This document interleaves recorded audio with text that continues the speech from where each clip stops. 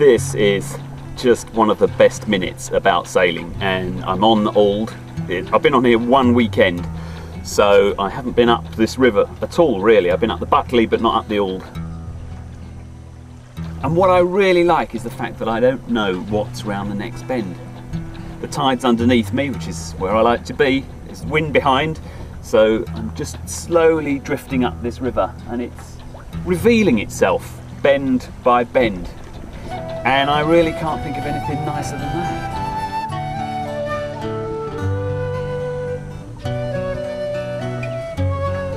Just to have this sinuous surface of water which just unfolds in front of you. I'm really, really looking forward to getting to know this river. They don't actually give up on the old withies, they just put another one in and then they tie the other old withies to the existing withy. Good plan. And we've got a kind of triangle here. I have no regrets about what I'm doing. I wish I'd done it earlier. I wish I'd done it 10 years ago. So my advice to anybody is buy the boat you can afford, not the boat you want. And actually, it turns out quite often that if you buy the boat you can afford, it is the boat you want. Not one that you have to dream about. Lovely river. I don't think I will ever be rich enough to live along it though, look.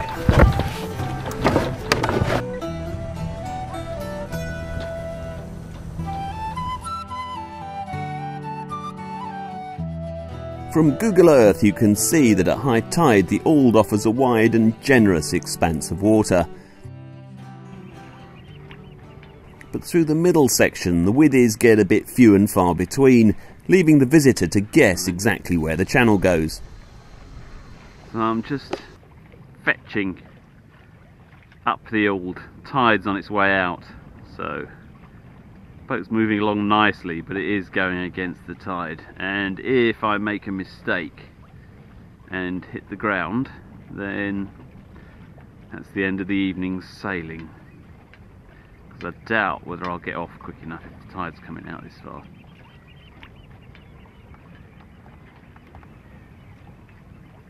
There's the withy.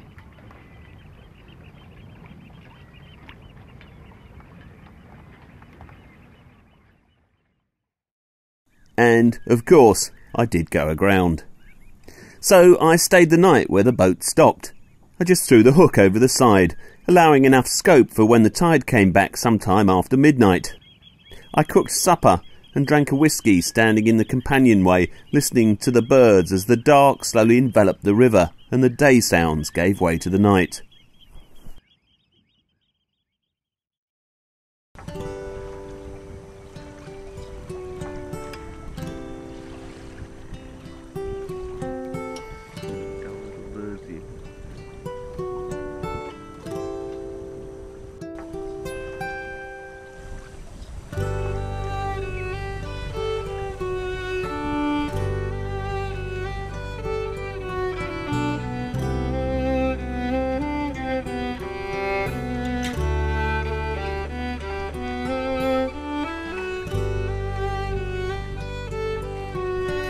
There are a few rivers I prefer at low tide than at high, but the Alde is one of them.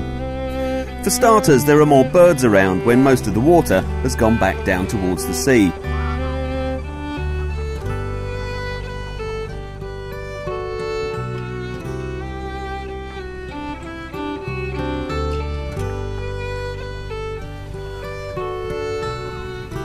You can really sneak up on them if you keep your head down a bit.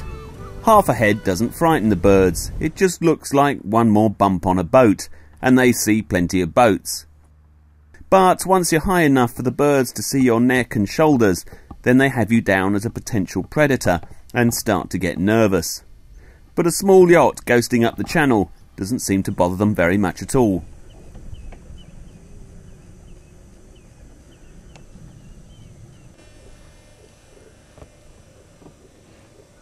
You're doomed, crab, you're doomed.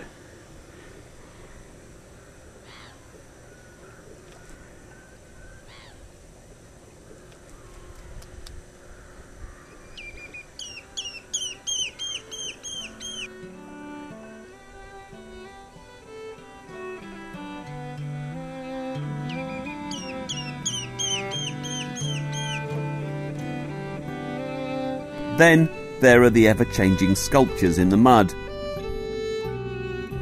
Some are transient and made by the local seals, and others by man. But the beauty lies in the ones created by natural physics. For me, the organic shapes of the mud artist are much better than the artistically but unrealistically stuck together overgrown scallop shelves of Aldborough a couple of miles to the east of here. But yet again, I'm probably wrong.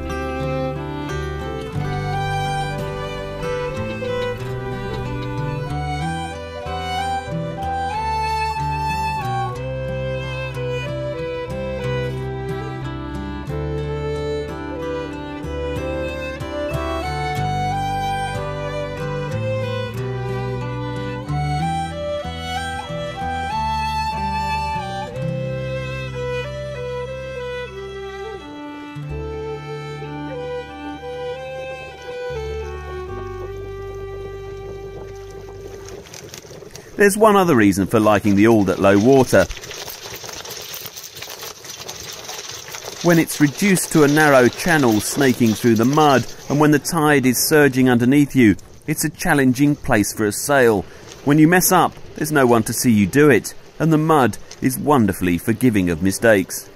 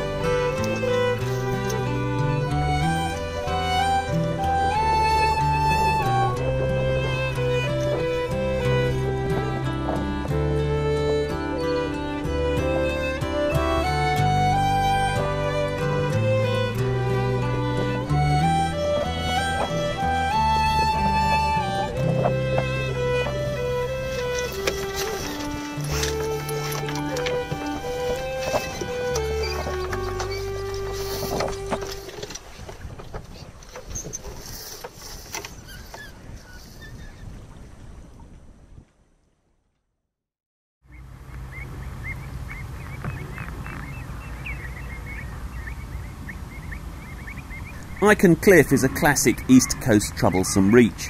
The river takes a massive detour to cut close to the high land at Icon, making it a really frustrating place for the sailing barges that used to take grain to and from the maltings at Snape at the very top of the navigation. This is one crazy channel though, look. Back to the left. And then swing again to the right, all the way over there. And then it goes left again. Wow. It's one hell of a place. But Icon was a pretty significant destination in its own right. From 1770 to 1860, a local farming family called the Ropes ran a pretty good business shipping grain on the 1 week round trip from here to London. As well as the wharf and the lime kiln, the Ropes also owned several coastal vessels. So at one time Icon was a pretty big village with its own small high street with a pub, the Anchor, where carters, wharfmen, kiln workers and sailors would meet for a drink. There are still horses and barges at Icon, although the horses are now girls' ponies and the barges are half size, but I'll take what I can get. The thatched church is built on and with the remains of an old monastery, founded by St Botolph in 654. He's probably England's greatest saint, as everyone knows that the St George stuff we English adhere to is a load of old tosh. St Botolph actually existed, which is always a good start for a believable saint. He was a toff, and he and his brother Adolf, unfortunate name nowadays, went to France on a sort of gap year and really got into the God thing. He came home and built his monastery on what used to be called Ox Island, haunted by demons until the monks took it over. The Bostons in Lincolnshire in the US owe their names to him. Sadly, the monastery only lasted 200 years, I only say only, before being destroyed by the Vikings, who sacked the place in 869. Lovely church though. St Botolph probably touched some of these stones. The foreshore is a great place for bird watching. Easy access by car, or you can land a dinghy on the firm shingle hard and sit quietly on the shore and watch and listen to the birds.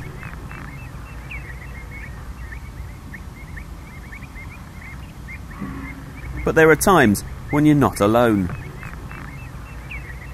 I'm here at Icon Cliff trying to film birds, and it's a brilliant place because the tide's just going down, so the birds will start to emerge soon and start to take up space. But there's not many birds around at the moment because I've been joined by you and you. You're not helping much, boys. Yeah. I love dogs, but go home. Yes, go home. Go on, go home. Go home. Go home. Go on.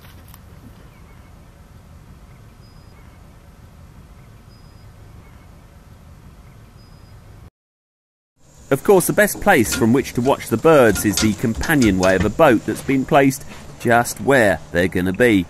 Then sit low and wait. This is a Monday morning after the bank holiday, and it's about 8:30 in the morning. Maybe a bit later than that, 9 o'clock, and the tide is out.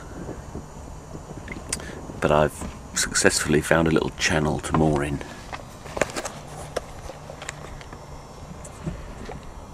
So you can see there's a withy marking the channel, there's another withy marking the channel. So I'm still afloat in about 5 or 6 feet of water, and I'm just kind of lowering down to bird level. As the tide goes out, my point of view comes down to that of the bird. I don't think I'm over-emphasising it, but this place it's a bit like the kind of Serengeti. So you get these waves of animals that come across. And on the big plains it happens on a yearly basis, sometimes a twice yearly basis. Here you get a similar effect. You get these waves of animals come through. Here they're two-legged and they can fly, but they still exploit this territory, this prime, beautiful territory, and they come across and they harvest it, and they harvest it twice a day. And there's fantastic amount of food here. It's just laid out here, and it's released and shown to them, refreshed every tide.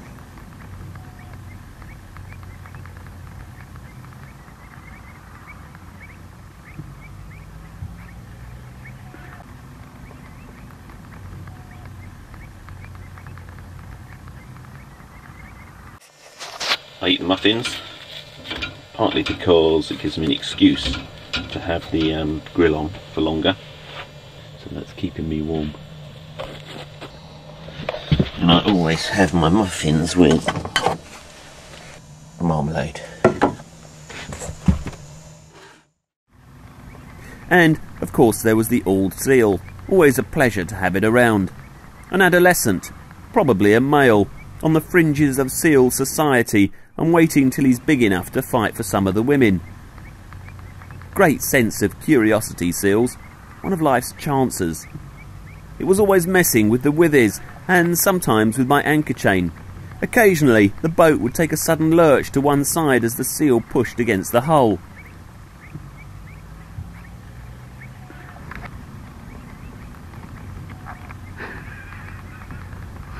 Shaking it.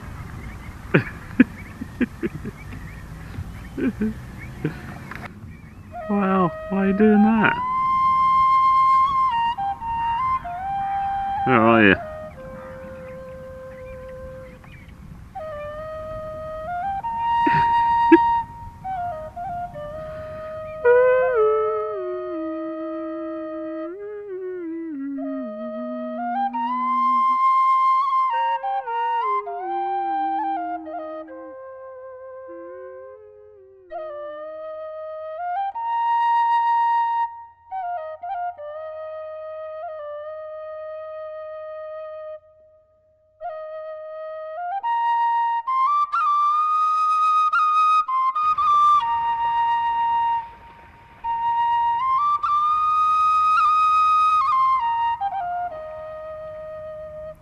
In these shallow waters, seals use a hunting method where they attempt to herd the fish into the shallows, or they will hold station by the gullies and blind corners, attempting to catch the fish as they retreat with the ebbing tide.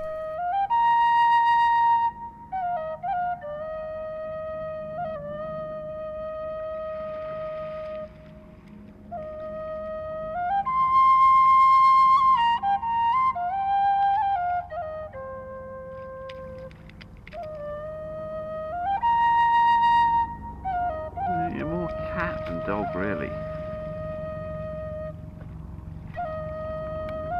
have you gone?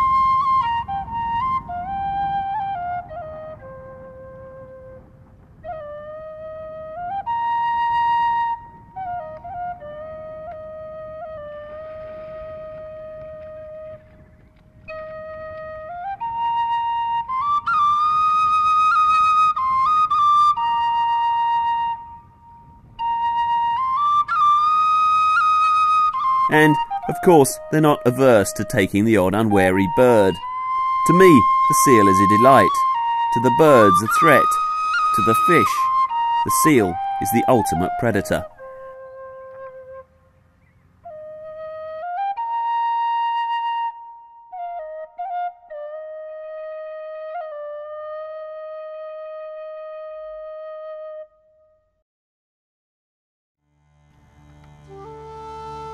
But as soon as the tide turns, then it's time to lift the hook and drift on around the corner.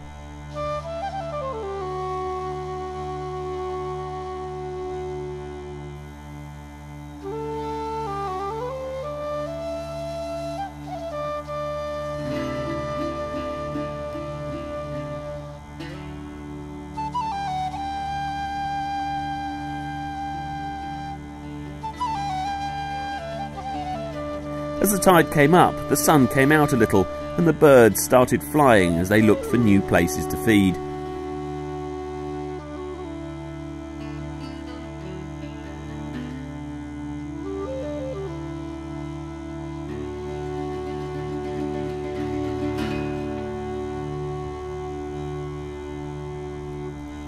There's obviously some competition for the best spots. There's incessant rivalry and some aggression between the gulls and the oyster catchers. The gulls are bigger, but the oyster catchers are faster and more agile. But when it comes to territory and birds, it's numbers that count.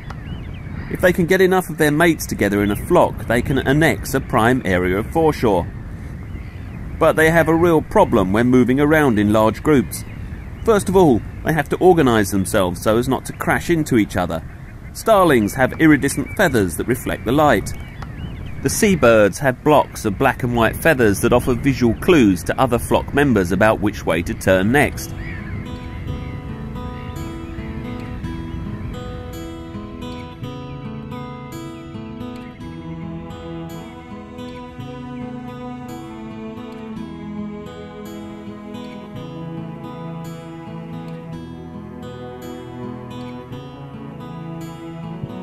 There's another reason they have to be organised: landing.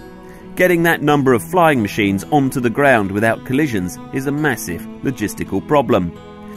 For safety and for taking over territory, they have to land in a compact group. The transition from a three-dimensional dynamic flying formation into a static two-dimensional flock working across the mud flat is an amazing thing to watch.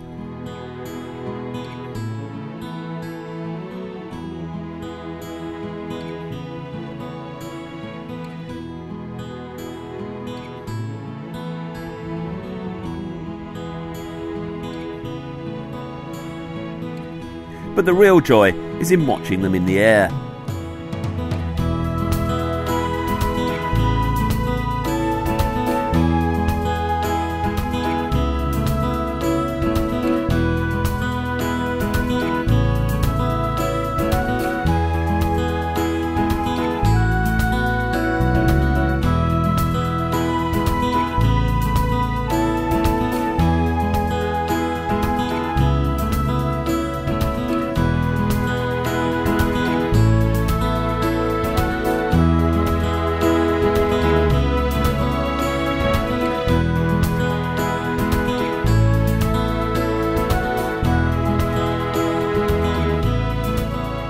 Films like these onto YouTube, and people tell me that they can see the hand of God at work here.